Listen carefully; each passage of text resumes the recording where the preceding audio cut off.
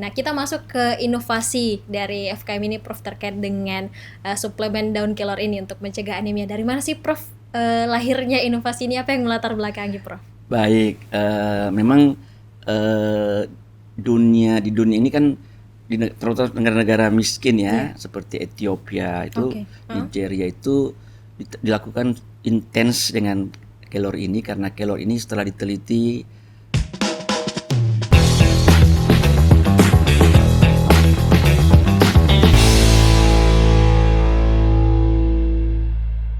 Assalamualaikum warahmatullahi wabarakatuh. Apa kabar pemirsa Unhas TV dimanapun Anda berada? Senang sekali saya Fasya Rahman dapat kembali membersamai Anda dalam program Unhas Speak Up.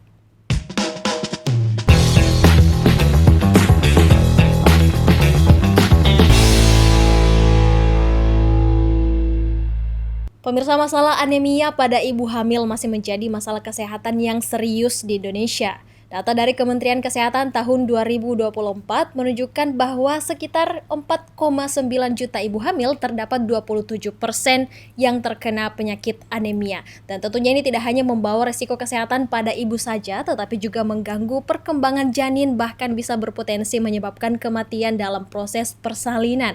Nah, di tengah tantangan ini, sebuah inovasi lahir dari Fakultas Kesehatan Masyarakat Universitas Hasanuddin yang mengembangkan suplemen daun kelor untuk mencegah anemia pada ibu hamil. Dan tentunya daun kelor ini bukanlah tanaman yang langka bagi kita pemirsa.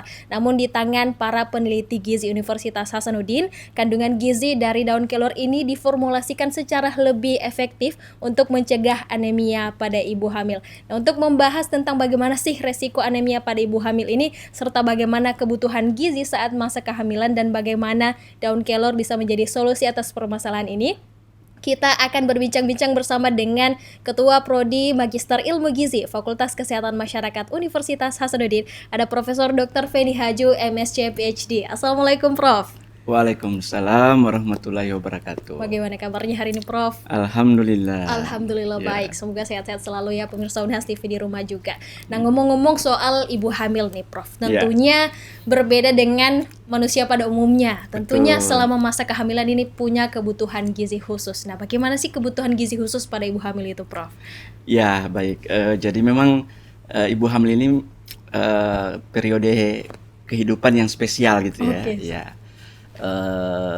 Di dalam perutnya nanti itu kan berkembang janin ya, yang akan menjadi generasi penerus bangsa kita ini ya. Jadi investasilah gitu ya untuk masa depan bangsa dari sisi aspek SDM ya. Nah, memang ibu hamil ini beda dengan ibu yang lainnya ya. Tadi karena tentu dia punya janin yang tumbuh dengan cepat dalam perutnya, yang notabene kebutuhannya datang dari ibunya. Betul. Ya. Dan di samping itu ibunya juga ini kan dipersiapkan, baik itu dari aspek tempat bayi itu janin itu tumbuh, juga persiapan untuk ibu melahirkan nanti ya, maksudnya untuk memberi ASI dan seterusnya. Nah, untuk itu makanya para ahli sudah sepakat ya, ada kebutuhan tambahan buat ibu hamil dibanding dengan ibu yang lainnya. Seperti kebutuhan kalori ya. Situ kan kalau kita bilang kalori kan itu terkait dengan energi ya. Itu kebutuhan protein ya, lemak ya, dan vitamin dan mineral lainnya yang kita sebut dengan gizi mikro. Gizi mikro. Yang ini kan gizi mikro ini spesial ya karena dia datang dari makanan-makanan tertentu. Betul. Khususnya berasal dari hewani dan sayur-sayuran atau buah-buahan dari aspek nabatinya ya, sumber nabati maksudnya. Jadi memang untuk apakah ada perbedaan dari segi jumlah mungkin Prof dari pasti ya. Dari sisi jumlah dan variasi. Memang variasi ini kan pada orang ibu yang biasa sih kebutuhannya kecil, tapi begitu dia hamil kebutuhannya jadi meningkat. Ada namanya vitamin C, vitamin E, mineral zat besi ya, zinc itu sangat dibutuhkan pada saat hamil. Makanya biasa perlu ditopang dengan suplemen dan lain sebagainya. Betul, ya Prof. Betul. Tidak hanya dari makanan secara langsung. Betul. Nah ini kan salah satu penyakit yang bakal kita bahas juga pada episode kali ini Prof, terkait dengan anemia. Tentunya ini sangat beresiko. Nah, mungkin boleh dijelaskan kepada pemirsa Unhas TV bagaimana sih penyakit anemia pada ibu dan bagaimana sih resikonya Prof? Baik, memang anemia pada ibu hamil ini kan tidak saja menjadi konsen negara-negara berkembang atau negara-negara yang disebut dengan low middle income countries tapi juga di negara-negara maju.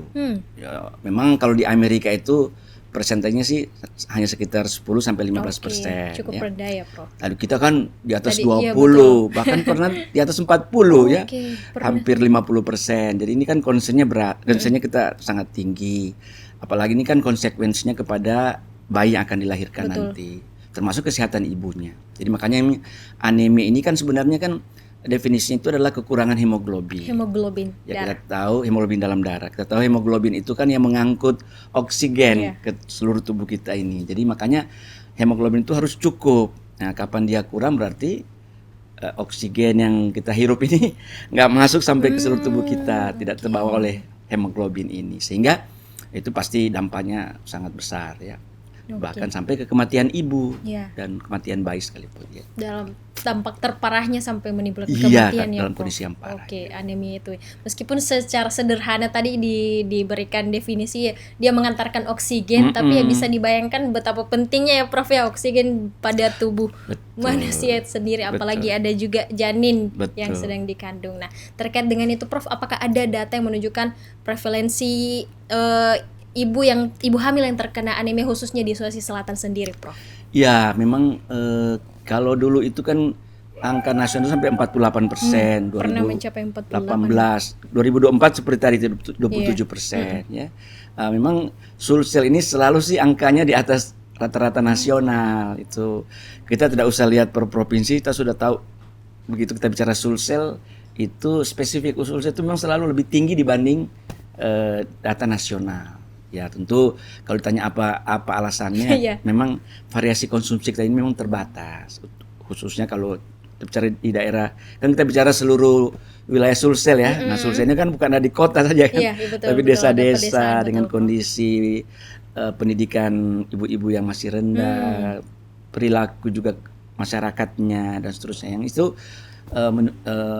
memperparah atau menyebabkan anemia ini menjadi tinggi ya. Bahkan di atas rata-rata nasional, Prof, ya, Sulawesi Selatan. Ini. Dan faktor utamanya itu tadi dari edukasi ya, Prof, kurangnya edukasi dan ya perilaku masyarakat kita juga ya.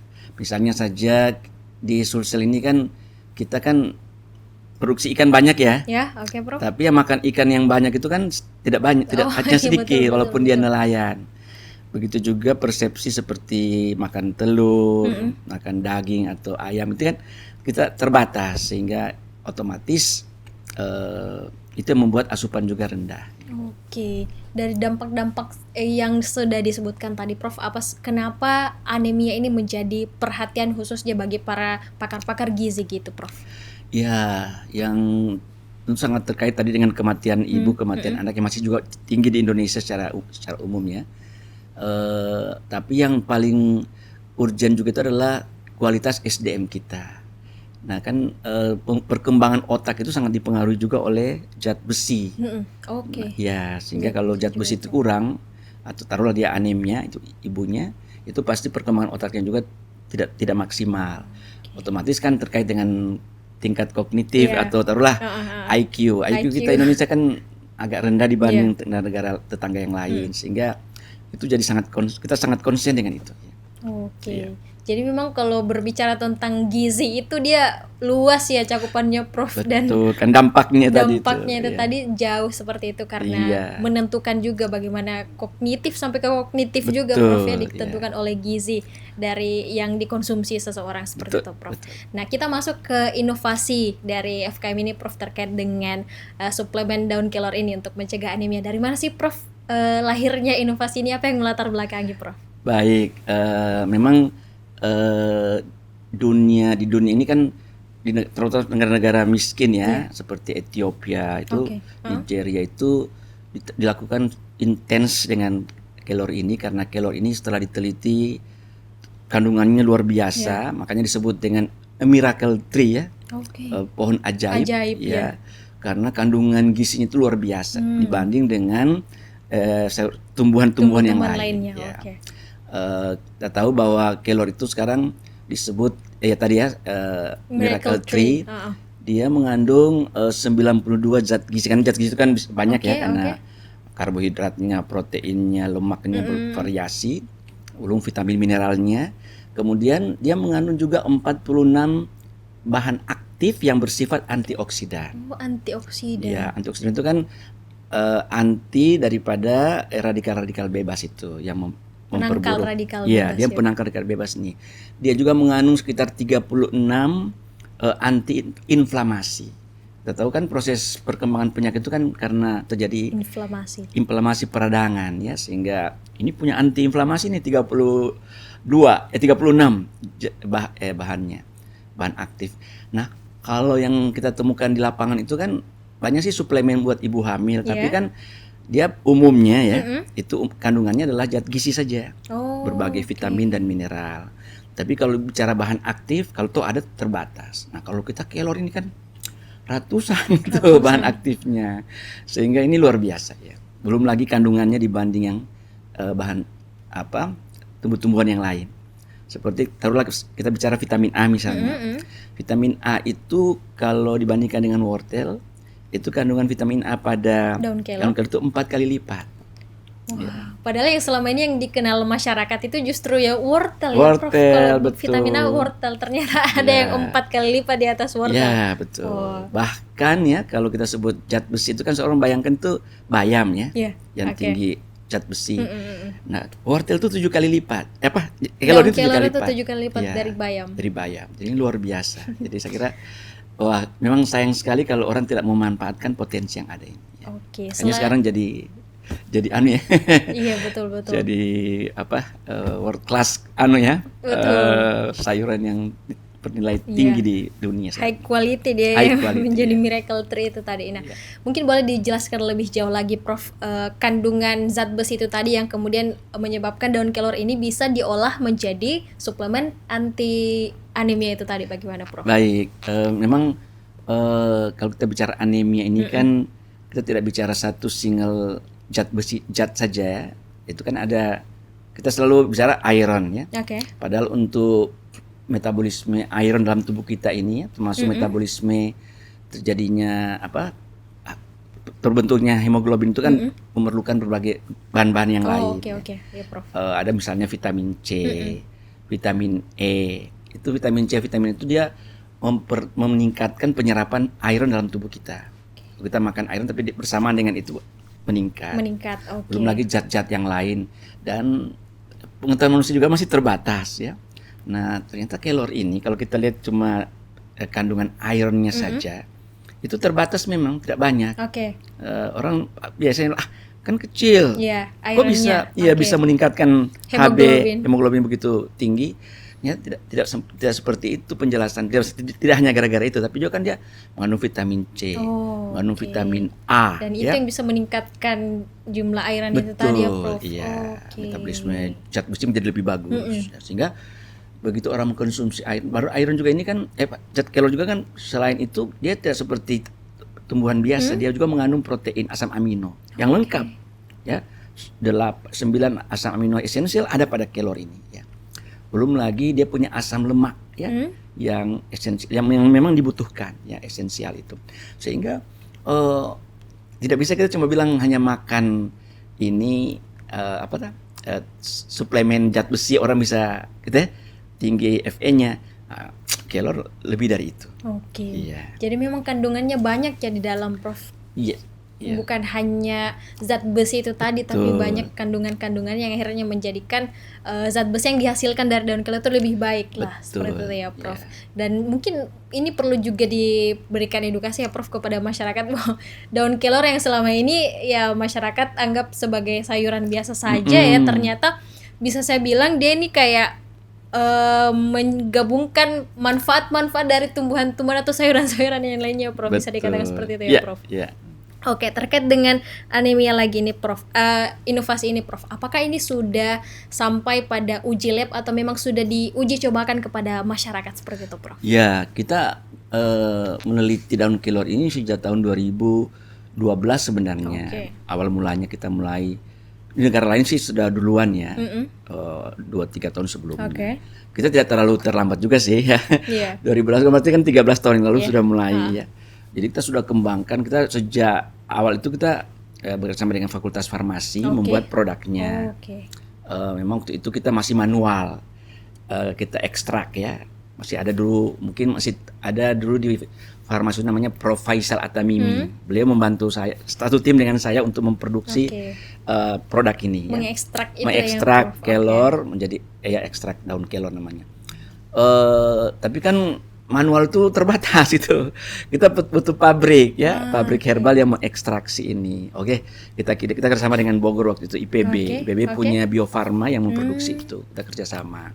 Kemudian kita juga tetap masih mengembangkan produk yang bisa dikatakan manual yang namanya powder ya, tepung saja. Mungkin diolah di laboratorium dan sejenisnya. Kalau powder itu kan skala rumahan juga bisa, cuma dikeringkan, masukkan blender jadi secara tepung. Manual ya. Iya. Tapi ternyata tidak cukup.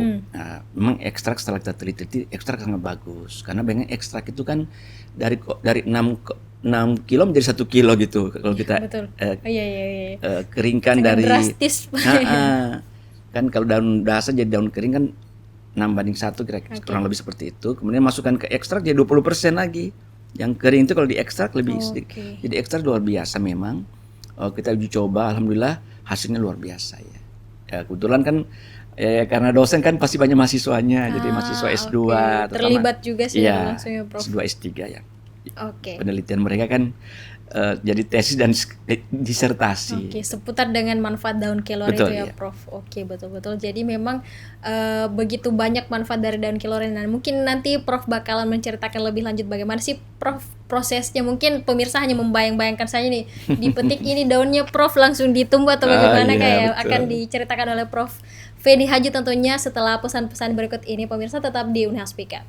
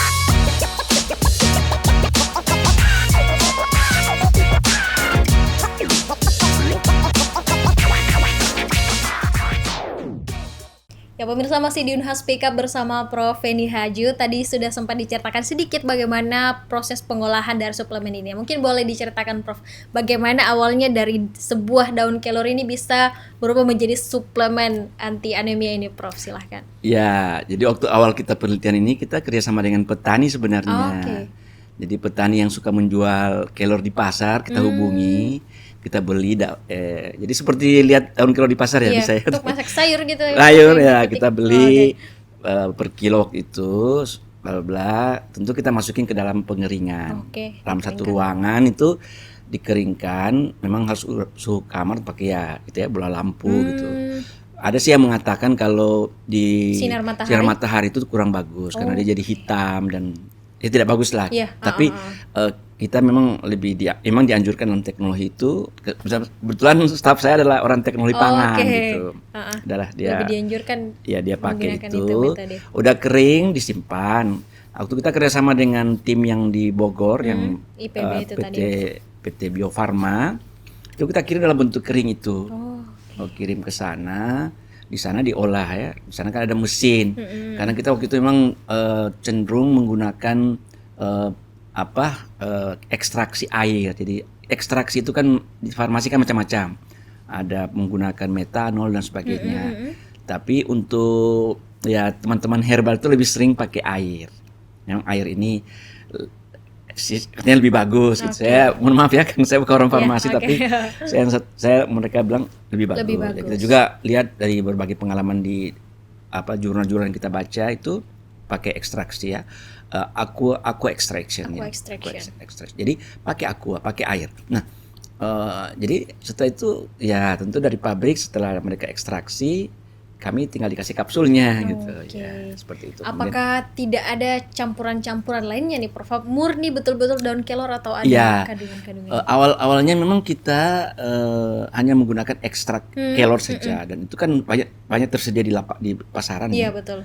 Nah, kemudian untuk meningkatkan efisiensi daripada dampak kelor, khasiatnya itu ada anjuran sih menambah satu komponen gitu. Mungkin masih rahasia ya, tapi dia produk lebah sih, produk lebah. Kita tambahkan sedikit saja. Nah, kemudian kita lakukan eksperimen. Ya, kita lihat di masyarakat apa yang terjadi. Ini luar biasa, bisa meningkat sampai 2 kali lipat. Ya. Jadi memang luar biasa ya bahan-bahan alami ini ya. Yang notabene bukan dan murah juga, bukan sesuatu yang mahal ya.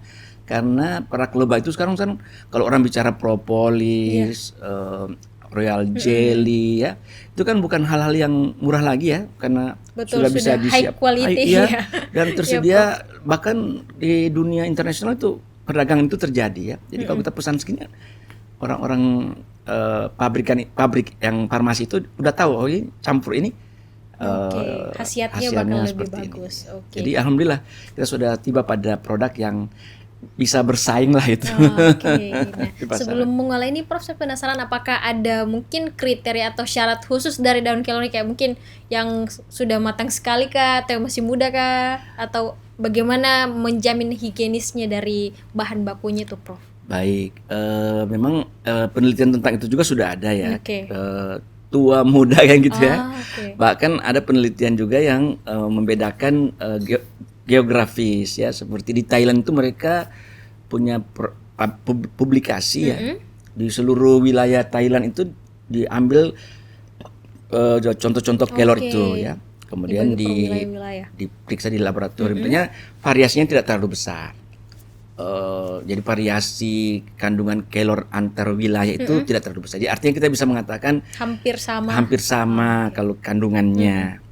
Dan kan kelor juga di dataran pasir tropis, tumbuh bersebar seperti itu.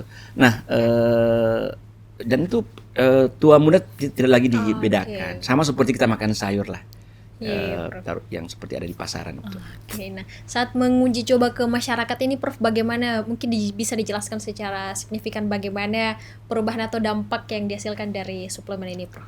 Baik, mungkin saya cerita sedikit sebelumnya ya. Jadi waktu kita melakukan penelitian satu daerah di Sulsel ini, itu awalnya diprotes karena masyarakat di daerah itu merasa kalau ibu hamil itu bahkan tabu gitu, tidak dilarang makan daun kelor karena mereka merasa ada dampak-dampak negatifnya. Sesuai kepercayaan mereka. Dalam bahasa itu disebut mitos gitu.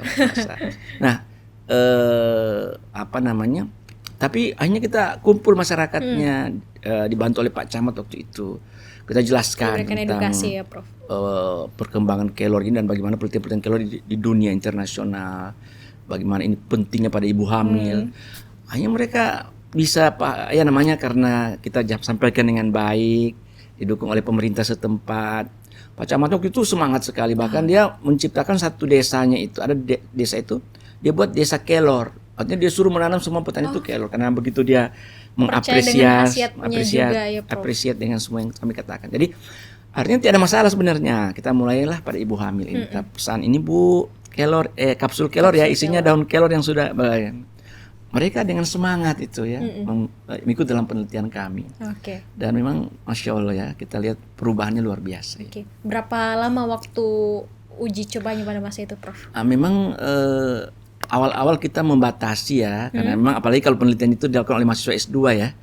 Kita cuma batasi 2 bulan paling lama. 2 bulan paling lama. Memang kalau dia S3 ya kita kasih lah minimal 3 bulan. Tapi terakhir ini kan sesuai dengan rekomendasi WHO, itu kan WHO itu dengan kondisi masyarakat di dunia seperti kebutuhan suplemen begitu tinggi untuk ibu hamil, itu mereka menawarkan selama hamil harus konsumsi suplemen itu. Tidak ada istilah kayak over gitu ya, Prof? Ya enggak.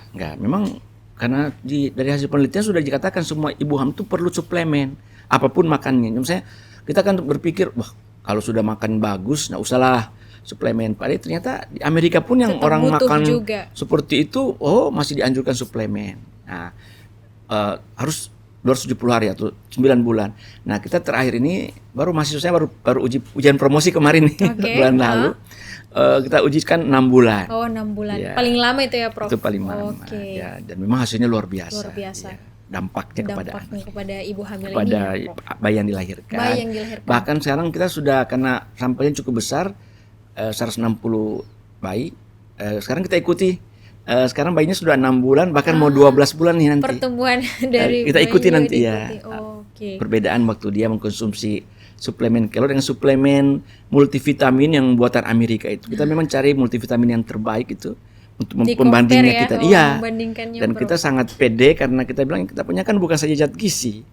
Ada kandungan-kandungan bioaktif ya dari bahan alami itu. Oke. Jadi kalau misalnya Prof, selain dalam bentuk suplemen, kalau misalnya ibu hamil ini memilih mungkin dengan mengonsumsi langsung, apakah ada perbedaan dari khasiatnya, Prof? Kalau langsung dimasak sayur kah dan lain sebagainya? Baru-baru ini ada publikasi seperti itu. Jadi dia hanya bertanya aja kepada ibu hamilnya, dalam sepekan terakhir ini ibu mengkonsumsi kelor berapa hari gitu. Jadi mereka itu tiba pada kesimpulan 4 hari dalam 7 hari. Itu kalau 4 hari dia makan kelor, regardless banyaknya dan frekuensinya dalam sehari dia makan berapa kali. Yang penting dalam 4 hari dia makan kelor. Berturut-turut? Tidak berturut-turut, yang penting dalam 1 minggu. Itu ternyata kadar HB-nya lebih tinggi dibanding yang tidak mengkonsumsi yang kurang dari itu. Ya. Jadi ini publikasi terbaru nih, tapi dari Ethiopia sih sebenarnya. Tapi dalam bulan ini saya sudah suruh mahasiswa juga untuk melakukan hal yang sama ya. Mahasiswa S2 mungkin tidak lama akan ada hasilnya. Cukup tanya, ibu dalam seminggu ini makan kelor berapa kali, baru kita periksa HB-nya. Ini bukan studi intervensi, cuma studi observasional aja, cross sectional. Bagaimana kebiasaannya? Iya, dalam sepekan terakhir baru kita periksa HB. Kan HB diambil dari darah ya. Jadi seperti itu, mau makan dalam bentuk apa saja, seperti kalau orang di Makassar ini kan sayur bening misalnya. Betul.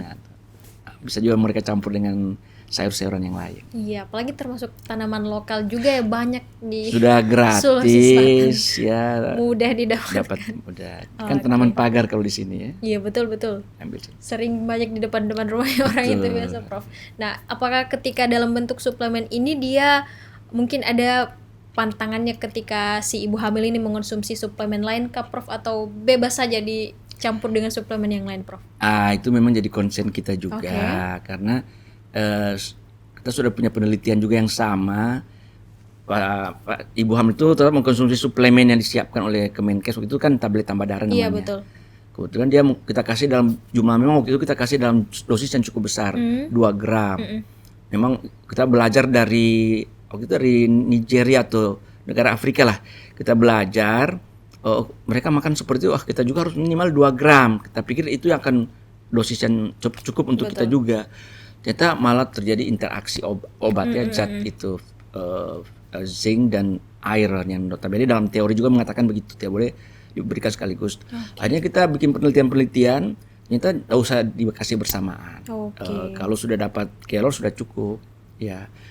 Dan hasil terakhir kita juga seperti itu, meyakinkan kita ya bahwa produk kita ini tidak usah menambah dengan suplemen penambah darah lagi ya, Prof. Cukup dengan suplemen kita, yang lainnya tidak perlu ya. Berarti masih perlu berhati-hati, lebih berhati-hati sih, Prof. Karena ada interaksi obat atau zat gizi tadi. Terkait dengan ini kan sudah terbukti sangat mampu ya mencegah anemia pada ibu hamil. Apakah ini juga bisa pada kalangan masyarakat pada umumnya nih, Prof?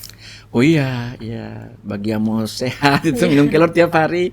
Kalau tidak bisa, apalagi kalau tidak sempat mengkonsumsi yang fresh ya, jawar bening atau ini, ya minum kapsulnya saja ya. Dan ya kita masih murah meriah lah, karena kita belum kesama dengan industri ya.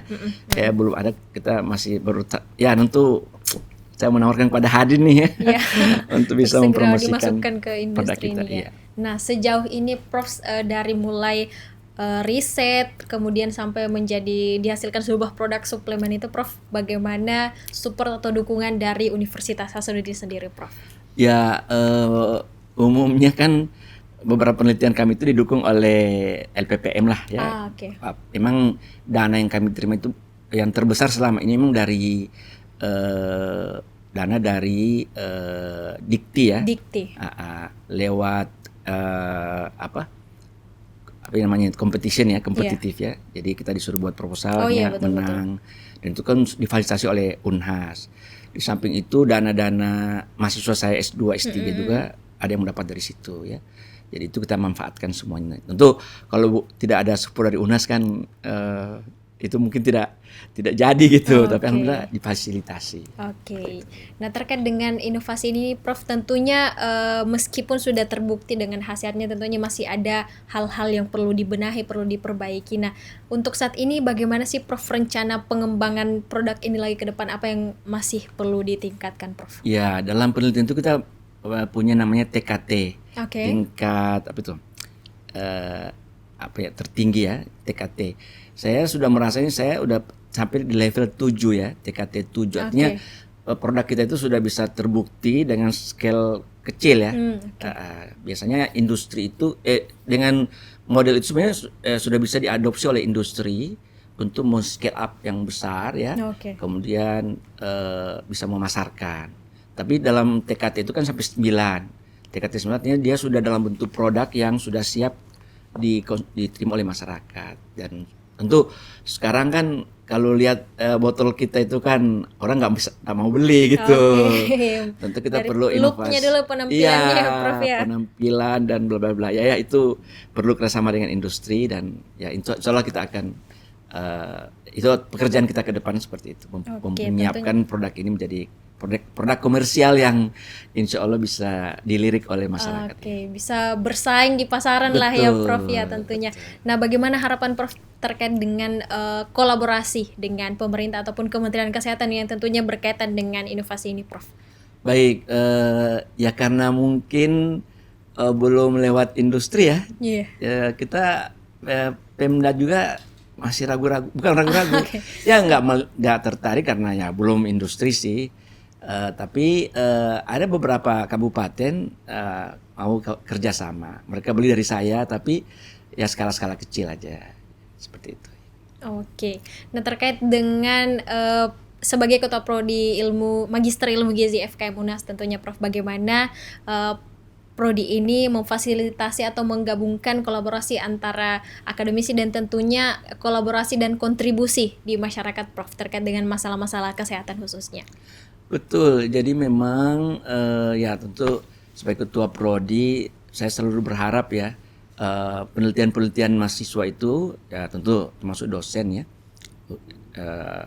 yang melibatkan mahasiswa tentunya tentu harus melihat permasalahan yang ada di masyarakat itu dan kemudian mencari solusinya. Dan ya contoh seperti ini sebenarnya sudah cukup banyak. Kita di FKM katakanlah di gizi ya, kita ada produk yang dikembangkan oleh Prof. Aminuddin Syam dari biji labu ya, labu kuning ya. Kita punya Prof. Nur Haidar Jafar yang mengembangkan misalnya daun buah sukun, daun sukun ya untuk diabetes ya. Kita punya teman seperti ada namanya Dokter Ana yang juga konsen kepada herbal-herbal yang seperti jahe dan sebagainya yang untuk penyakit-penyakit degeneratif. Jadi saya kira ini memang perlu dilakukan upaya yang lebih tinggi supaya ini bisa jadi ya seperti katakan oleh pemerintah ya, harus ada produk hilirisasi yang notabene bersaing dengan produk luar. Tidak hanya berhenti sampai kampus saja, Prof. Betul. Harus sampai dipasarkan, bahkan bisa dipasarkan internasional gitu. Baik. Jadi pemirsa memang kembali ke pembahasan kita di awal tadi ya, bahwa memang anemia ini, Prof, merupakan ya penyakit yang tentunya mesti diwaspadai khususnya pada ibu hamil karena dampaknya itu tadi ya bahkan bisa menyebabkan kematian pada saat proses persalinan. Dan tentunya inovasi luar biasa dari Prof Haju juga rekan-rekan yang tentunya berkolaborasi dari berbagai bidang yang tentunya mendukung inovasi ini membuktikan bahwa solusi kesehatan terkadang datang dari sumber daya yang dekat dengan kita, tidak sulit ditemukan, bahkan murah ya, dapat ditemukan di mana saja. Dan tentunya ternyata daun kelor ini tentu pemirsa juga banyak yang baru tahu ya, beberapa fakta yang disebutkan Prof. Feni tadi bahwa kandungannya itu bahkan berkali-kali lipat dari sayuran ataupun buah-buahan yang lainnya, Prof. Dan tentunya kita berharap inovasi dari Unhas ini bisa terus dikembangkan lagi, Prof. Ini menjadi komitmen nyata bahwa Universitas Hasanuddin selalu bersedia untuk menjadi solusi atas berbagai permasalahan yang ada di masyarakat. Terima kasih banyak, Prof. atas diskusi pada kesempatan ini. Terima kasih banyak juga kepada pemirsa Unhas TV yang selalu senantiasa menyaksikan Unhas Speak Up. Ikuti terus Unhas TV untuk mengakses program-program menarik lainnya. Saya Fasya Rahman mewakili kru yang bertugas pamit undur diri dan sampai jumpa. Wassalamualaikum warahmatullahi wabarakatuh.